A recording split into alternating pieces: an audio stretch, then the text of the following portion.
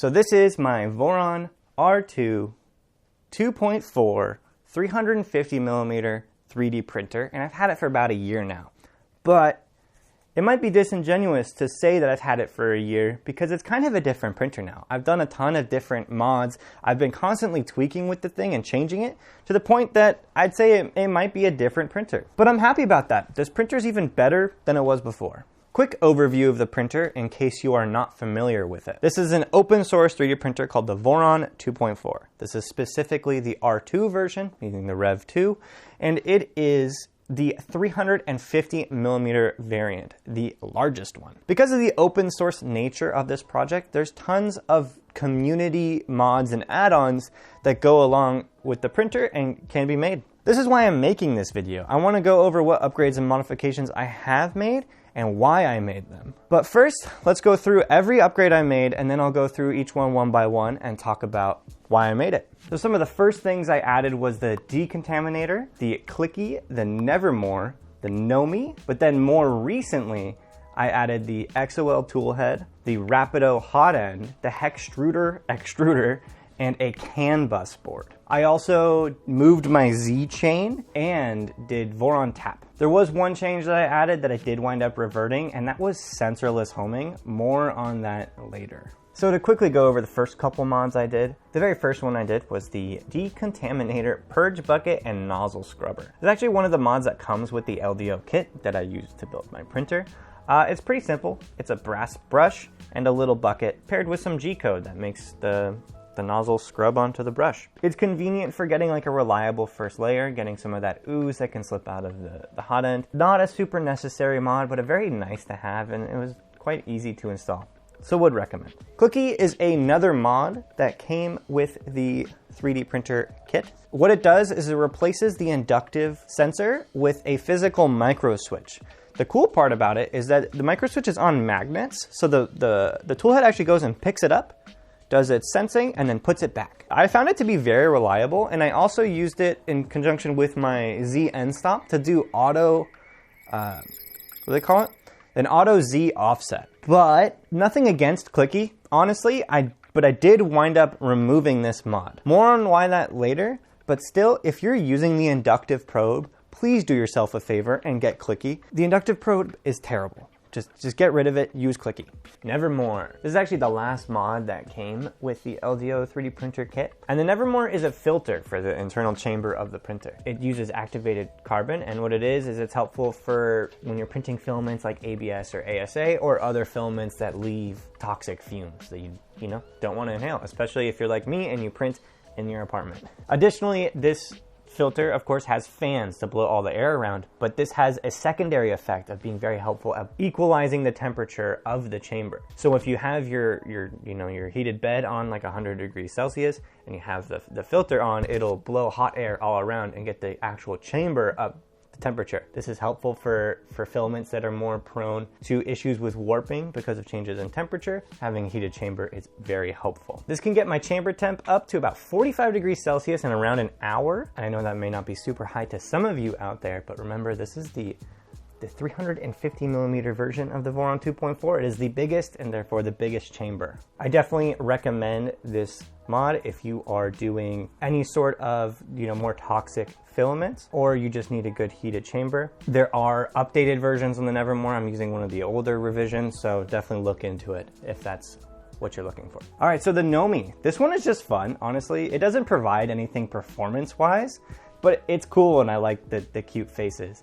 I actually made a full video about it, which you can watch right here. However, this product only works with the stealth burner, and since I have now no longer use the stealth burner, that means I can't really use it in its current state. However, I do have a plan to address this, so stay tuned for my next video to see that. So these next changes are the ones that I made after about 300 hours of printing and are much more significant. All of the changes were basically made together as they kind of went together for my specific setup, but can be split into separate changes depending on what you're looking for or what kind of group of mods you're doing together. The XOL Toolhead.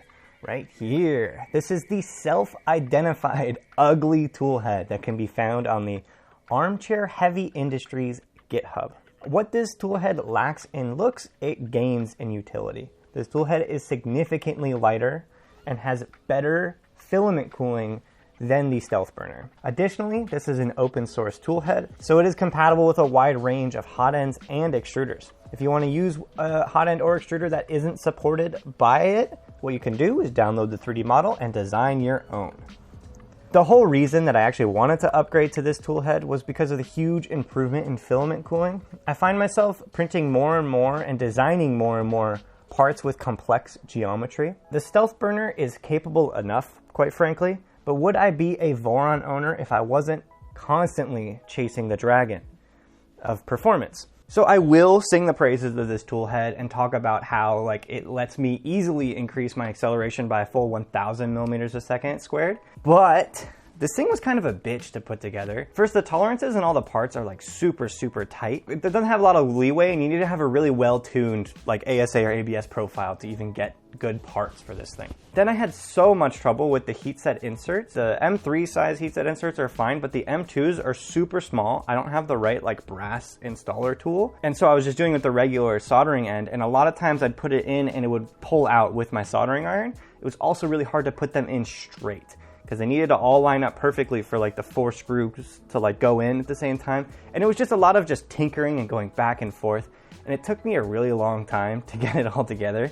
Maybe embarrassingly, but I have heard it's just generally a pretty tough thing to put together. I would still recommend this toolhead to anyone that really wants that a better performing toolhead over the Stealth Burner. But I am warning you that it's not simple and it may cause you some gray hair. So one thing that did hold me back from high speed printing is the very limited flow rate of my Revo hot end. I had been meaning to upgrade for a while, and when I decided to do the XOL Toolhead, that's when I decided to also upgrade to the Rapido. And this thing is great. I had to 3D print a torque wrench. Where is it? I 3D printed a little torque wrench to install nozzles, and it's literally a one-handed operation. Just stick it on there and twist and whatever until it clicks. But it does require nozzles to be installed hot, which the Revo did not. But I already had to heat up the Revo anyway to remove filament before I could remove the nozzle. So it's the same amount of steps, whether it's hot or not. I guess now there's just a greater risk of burning myself, which I haven't done yet. One benefit I actually noticed immediately with the Rapido was the improved top surface quality of my ASA prints, which was an issue that was driving me crazy with my Revo. I also noticed a shinier finish instead of a more matte on a lot of my rapidly printed PLA parts, which means the filament is being properly melted. CNC Kitchen made a video about this phenomenon if you want to learn more. Generally, this is a well-regarded hot end, and I can see why. I do believe there's a second version of this, which probably is a little bit better, a little bit improved. Would highly recommend the Rapido.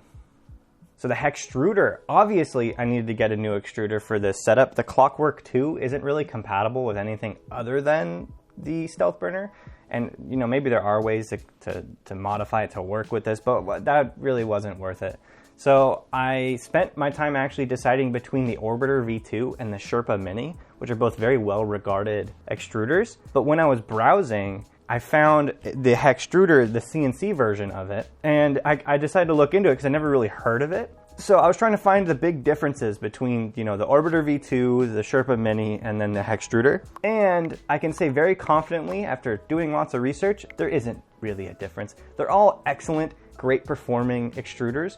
Just kind of get which one you want, maybe which one's even available. I don't think it really matters which one you go with, but I decided to specifically go with the HEXtrudor because it was available in the full CNC version at that time. And then I also saw a video explaining kind of what Slice Engineering did to Vez 3D, who, if you don't know, is behind the HEXtrudor. He's not the one who originally designed it, but he did modify it to make the HEXtrudor now. So I thought I should support him. More info about that whole story right here. Nevertheless, this extruder has been a dream, and I now would say that I highly recommend it. I've been printing a lot of TPU lately for an upcoming project, which you guys will see soon, and I haven't had any issues with clogging at all. And typically TPU, you have it set on the loosest setting, but I find even when I go to put my PLA back in, I don't even need to tighten it again. It's got such good grip on filament, even at the loosest setting, that I never really adjust it at all, which has been awesome, because that was something, switching filaments with the Clockwork 2, you would have to find yourself adjusting the tension, or you you potentially get clogs or kinks or something bad would happen. You get uneven extrusions. Not been an issue with the HEXtruder here. My only complaint with this extruder is the filament switching isn't as easy as it was on the Clockwork 2. On the Clockwork 2, you would kind of just flip down the little thing and pull the filament out. But on this one, there's no real easy way to remove the adjustment or the other gear to pull it out. So I have to manually turn the gear by turning off the extruder motor and then spinning the gear with my hand. Still, I mean, I got used to it pretty quickly and it doesn't really bother me, but I still would count this as a downside. But that is my only complaints. Would highly recommend. When going with the XOL Toolhead, it is more or less required to switch to a CAN bus toolhead PCB, specifically the BTT EBB36 or the Mellowfly SHT36. There is an XOL Toolhead board that doesn't have CAN bus, but it's a very similar price to the CAN bus boards, and CAN bus does already have some additional benefits that you may as well do. To go over what CAN bus is, it's a communication protocol actually originally created for automobiles, and it allows microprocessors to communicate with other microprocessors. So using a CAN bus for 3D printing means we're going to put a microprocessor on the toolhead, and by doing so, we can run just 2 communication wires and then a power and a ground. That means 4 wires to the toolhead instead of the whole mess of wires that normally goes to the toolhead. It's a much cleaner setup overall. So CAN bus for 3D printing usually requires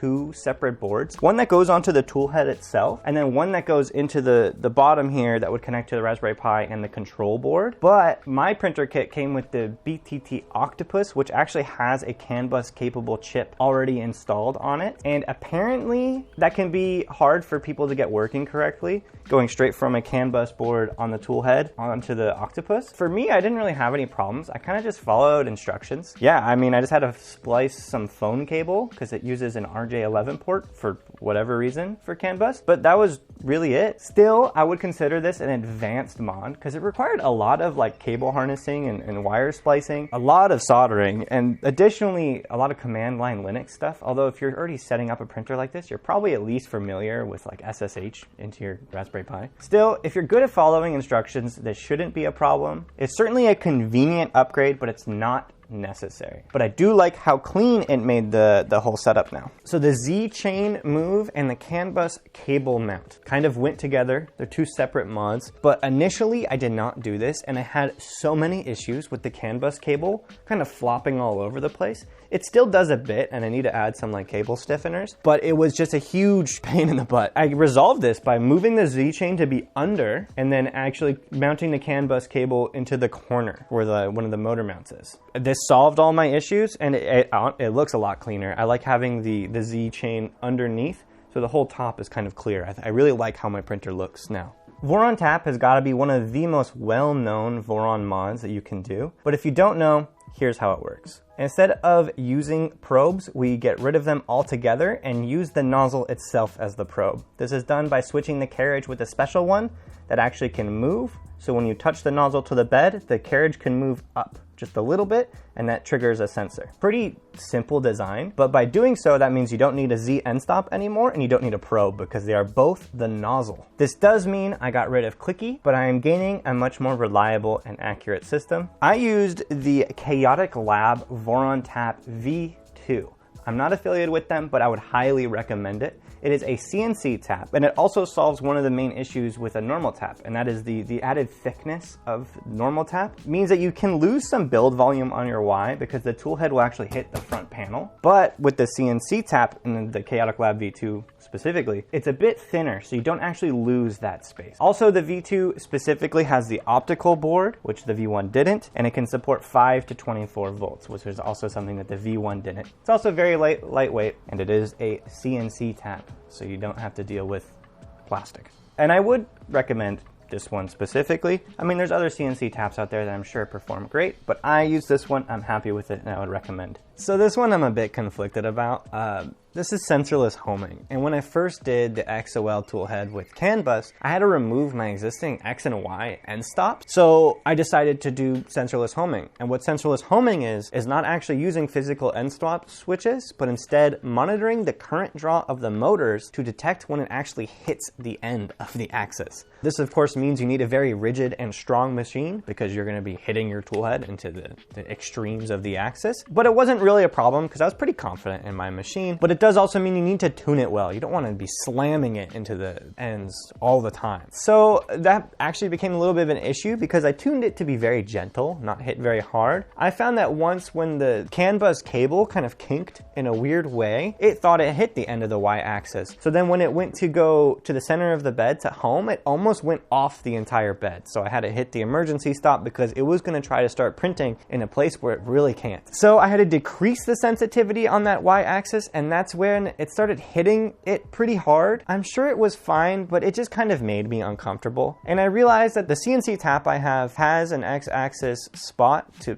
put a micro switch, as well as the cable mount has a spot for another micro switch. So I went back to physical end stop switches. In general, I wouldn't really recommend sensorless homing unless you really want to or you need to. It's also not very accurate, but for the X and Y axis, that's not super important. Next, I want to talk about some of the things that I want to add in the future, or maybe add just things that have crossed my mind. That same company that made my CNC tap also make a whole carbon fiber motion system parts. They're cool, honestly. They're lightweight and stiff. I do hope something like that would allow me to achieve higher accelerations safely without any detriment to my printing quality. So that might be something I explore in the future. There's also a webcam add-on. I don't know why I haven't done it yet. Super basic add-on, but I just want to be able to check how my print is doing from other rooms or if I'm laying in bed. A chamber heater. I do plan on printing more exotic engineering filaments in the future. So having a chamber heater would be really helpful for getting the chamber up to heat at a higher temperature as well as faster. Because when I do print ABS and ASA, I sometimes wait an hour to fully heat soak the printer before I start printing just to make sure I get a good print. Chamber heater would let me do that a little faster. Frame bracing. So this is an interesting one. It's something I want to experiment with. I think I'm gonna make a future video about it. I want to try to stiffen the frame as much as possible and then use the 80XL that's built in on my CAN bus board to test resonances and see if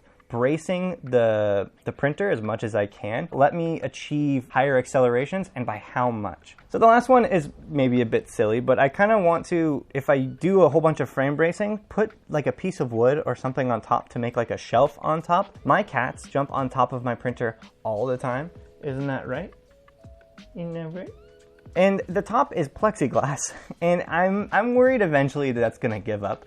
I also have a filament dryer right here, and I want to put that up on top of the printer. I think that would be a more convenient place to have it than next to the printer. I can probably do that now, but I feel like the frame isn't stiff enough and it could add more wobble, which I don't want. But with that, that's my whole video. I hope you like watching it. That's it. That's all. These are my mods. I will follow up again in the future, especially if I add those carbon fiber parts and I want to do a video experimenting with frame bracing. So, thanks for watching. And before I get any more comments about how I'm holding my microphone too far away or too close, which I know I did, I legit did. This is not a real microphone. This is a prop. Yeah, I'm wearing a lapel mic.